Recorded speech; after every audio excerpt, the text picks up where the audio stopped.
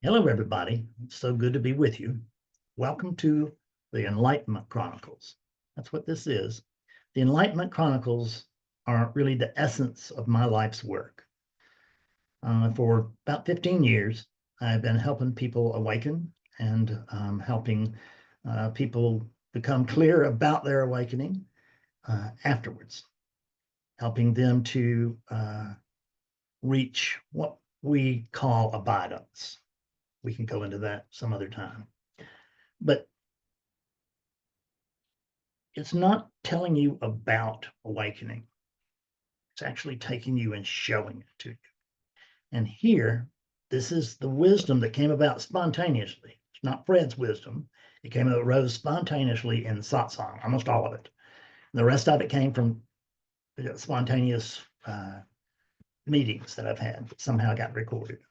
And because I don't rehearse anything, I don't think of anything ahead of time that I'm going to go do or how I'm going to say it or whatever. Most of it is question and answer, and the question is spontaneous, and so is the answer. They're part of the very same thing. There can't be a question without the answer. There can't be an answer without the question. So they come about at the same time, and they're answered at the same time because the questioner is also the answerer. The quotes in this book come primarily from satsang. Many of these quotes have served to bring spiritual seekers worldwide to initial awakening. Other passages here have helped to facilitate clearing or the path we walk following our awakening. The power of satsang after we awaken cannot be overstated. Contrary to popular belief, many people do awaken to true nature. However, precious few really clear up afterward. Most people will wake up and they will think it's a prize, and then they go back to delusion. This book can help you with both pre and post awakening. Any bit of microfame this teaching enjoys has primarily arisen due to the word of mouth about me being the wake you up right now guy, right? So if somebody's been suffering for a long time, somebody else says, hey, go talk to Fred Davis, and there's a good chance that person will wake up if they take the advice. The question is, will they clear up? And the finger gets pointed at me, and it really should be pointed like this. Yeah, need to point it yourself. We'll talk about that at great length. There's 624 sayings here, or quotes, whatever it is. Verses, we're going to call them. There's 624 verses here, and we're going to go over one verse a day. So this will be more than 2 years long. Not every day will be long, but it will have, maybe some of them will have a lot of commentary, some of them will have very little. I don't know. I can't control that. I haven't done this before. This is all coming out as I speak to you. As you hear it, so do I. Although everybody associates me with actually helping people with initial awakening, 80% of my time is spent helping people who have already awakened, who are in what we call the post-awakened. It's not really a state. They're just in post-awakening, which means it's still just this, but they are awake to what this really is. I recommend that you approach this volume seriously and read it slowly and thoughtfully. Consider making it a practice. Put it by your bedside or near your favorite reading chair. Become one of those precious few who really clear up. I hear a lot of people saying all non-teachers or non-dual teachers are saying the same thing. I hear that over and over again. That's just not true. It is not true. The pointing may all be in the same direction, but it's certainly not all the same. I can help you get to my backyard by telling you to start in my living room and then circumnavigate the globe. Or I can take you by the arm and walk you out into my backyard and show it to you. That's what this book is. It's a taking you by the arm and leading you on the most direct path to awakening and clearing and be living as awakeness. Because here's the key. Many of you come here wanting to wake up, but then once it's discovered, it's discovered that few of you want to live as awakeness through a human body. And that's what enlightenment is. It's actually awakeness itself, the divinity itself, living through this body. This body is not living a life. This body is being lived. And it's being lived whether you are privy to this information or not. It's living that life whether you are aware of it, whether you care about it, whether you believe it or not. But that's what's happening. So there are countless gradations of clarity and skillfulness within the teaching community. Nisargadatta Maharaj often said about his teaching, "You will not find this elsewhere." I say the same. Nisargadatta's teachings have sort of been my guru. There's very little that he and I would ever have to argue about. And I don't know that we would ever argue about anything, really. Where's the energy for that? There are tons of pointers. There are tons of pointers in non-duality, but I noted non-duality, but I noticed most of them point in the wrong direction, and that's the problem. The rediscovery of our true nature is so simple. However, we consistently privilege thoughts about our experience over the facts of our experience.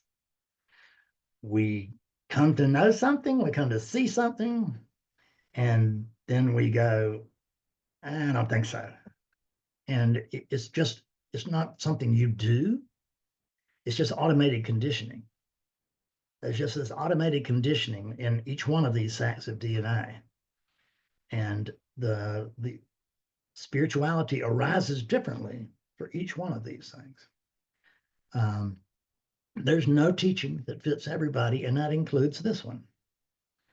But if you are tired of really trying to wake up, trying to clear up, trying to be good enough, trying to do your practice well enough, trying it to do anything, and you're really, really sick of it,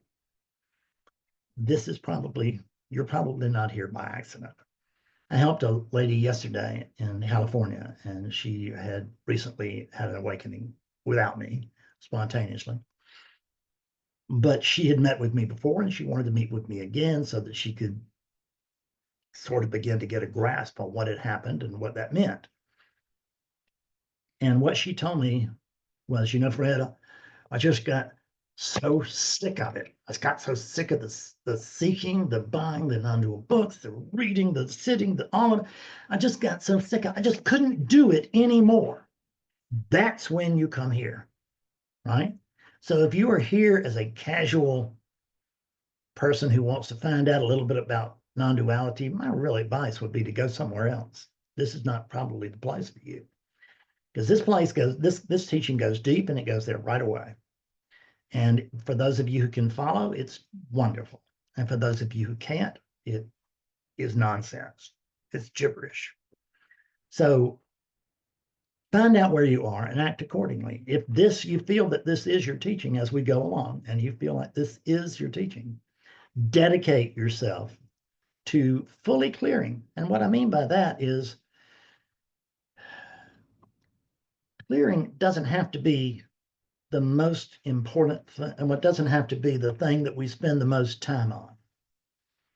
But it does have to be the most important thing in our lives. It was very difficult for me to say that this teaching was more important than Betsy. The reason I say that is that I love Betsy to death.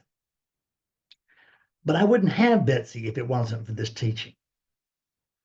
And she wouldn't have the level of happiness and peace and everything else that she has if it wasn't for this teaching. It's not my teaching, it's your teaching. It is the teaching of oneness, coming from oneness, to oneness, for oneness. That's just that simple. There's no Fred Davis here to take credit for anything. There's a body here. You may call it Fred Davis. You're welcome to. I do. But it doesn't, don't think that it's a Fred Davis. It's not. It's just a body. It's just an empty unit that is being run and managed remotely. Let's put it that way. And all of this is just happening. It's not happening because we're doing something or we're not doing something. Everything is just developing as it must. I don't know anything about what should be happening, but I can tell you that this must be happening. Now, I've done what I always do, which is get away from the text. So let me go back to finding our place. I teach the theory and methodology of the living method to students in my teacher training program, but I could not in a million years tell you why it works. And frankly, I don't care why it works. It does. I have witnessed well over 1,000 awakenings, probably over 2,000. This was written in 2021, and it was low. I know it's a low. It doesn't matter. Many, many, many people. And every single one of them has been the apparent result of non-dual inquiry. You don't come here and get something and then, well, you can, but with awakening sessions, you don't come into an awakening sessions, for instance, and get some information and then can't wait to wake up after now that you've talked to Fred. It doesn't work that way. You want to wake up with me, people do it, right? Do have it spontaneously, of course, without me. Also, people that have talked to me will get it later because they get loaded here, but they don't even know they're loaded. They don't even know that they're ready to fire, but they are. And so they get it sometime later, but they come back, they know where it came from, they know how it happened. So you can either argue with me or you can wake up. You can't do both. So if you want to surrender to this teaching, if you were willing to trust me just a little bit, but just this much of your life, or just this much of your life, you can have your life changed. It's not even your life. You think you're living life, and life is living you. But it feels like your life. And your experience will change, or can change, very, very dramatically, or maybe not so much. It's just dependent upon the clarity and the initiative, the desire of every unit. Some people have a burning desire to wake up and be clear and know it as whatever they can, and it can be a pretty pure pull.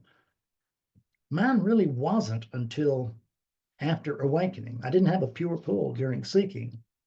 I was hoping to wake up, and I was hoping to wake up so I could maybe, impress girls or something, or get more money, get more power or something. I don't know. It was a dirty, it was a dirty motive, I think. I mean, not terrible, and it's certainly not unique. It's unusual to have a really pure motive. But if you do, good for you. It will make it surrender easier.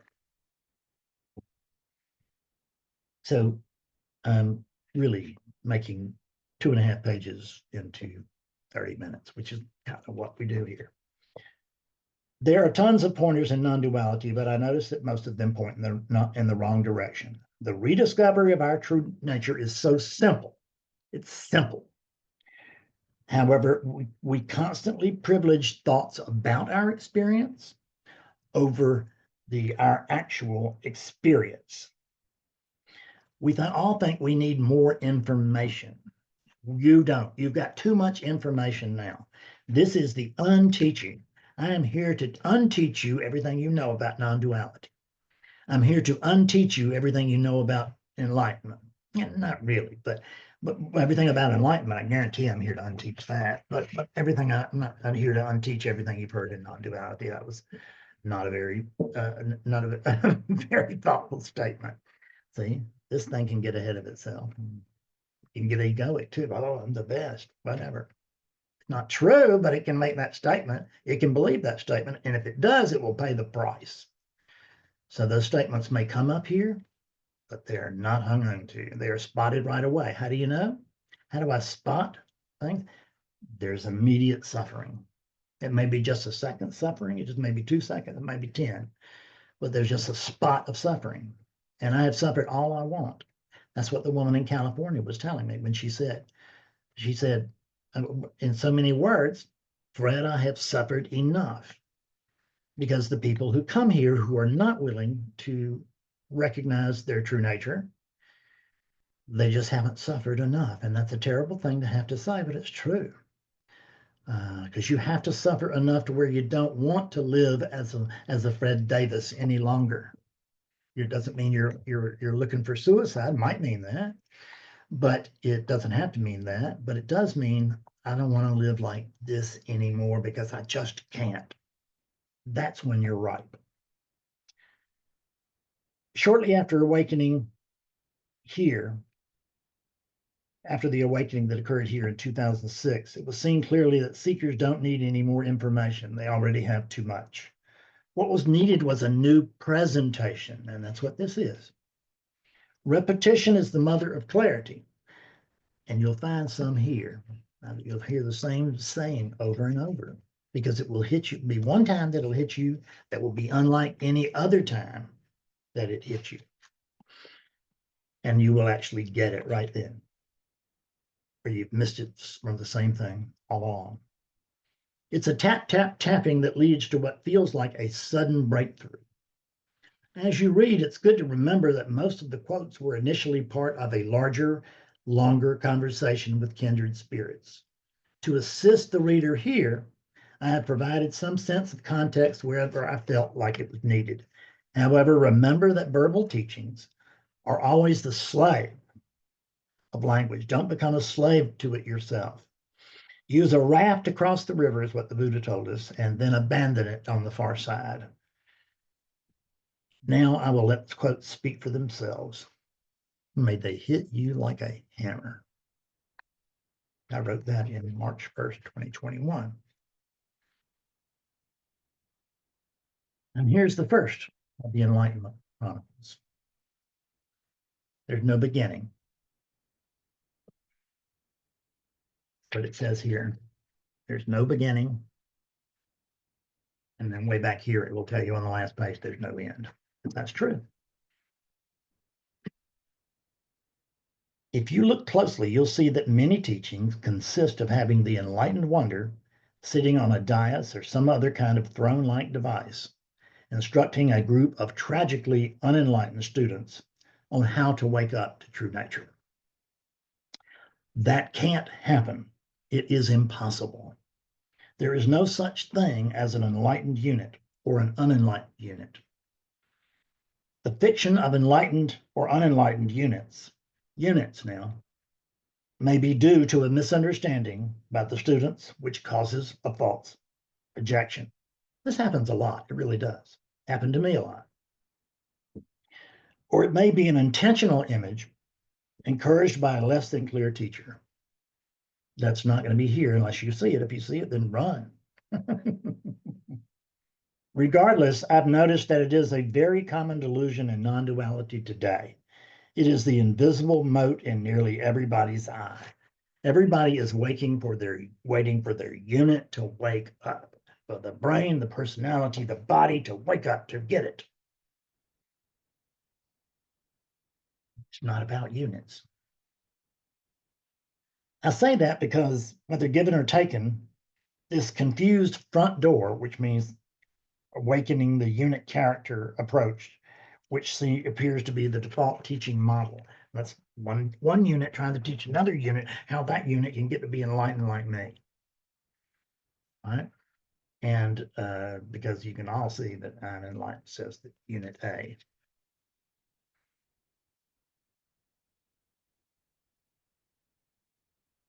But speaking in general terms, that model simply doesn't work.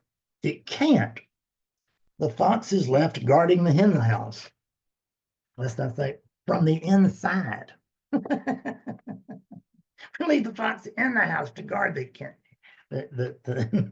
hen house. Some followers will wake up and wake up on their own despite such teaching as I was describing before, but it's unlikely anybody will wake up from it. I'm quite aware that this thing that I'm telling you, everything I've said here in this first video, sounds like modern heresy. It may be. So be it. This is the truth as I know it. Thank you very much. I look forward to seeing you for the next chronicle.